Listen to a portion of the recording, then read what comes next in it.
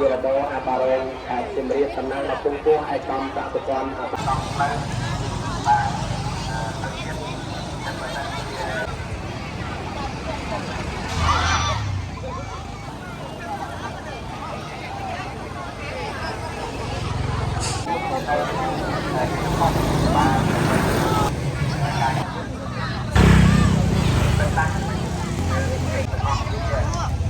បានដូចក្នុង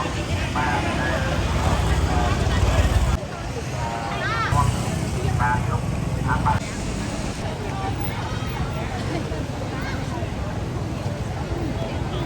បាទនេះចាំខាងទៅហើយ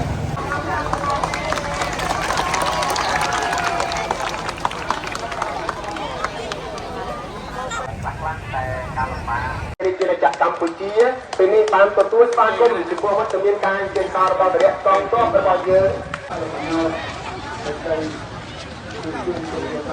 ជារដូវអាបារងខេត្តសៀមរាបសំណាងដល់ពុំពោះឯកឧត្តមប្រព័ន្ធ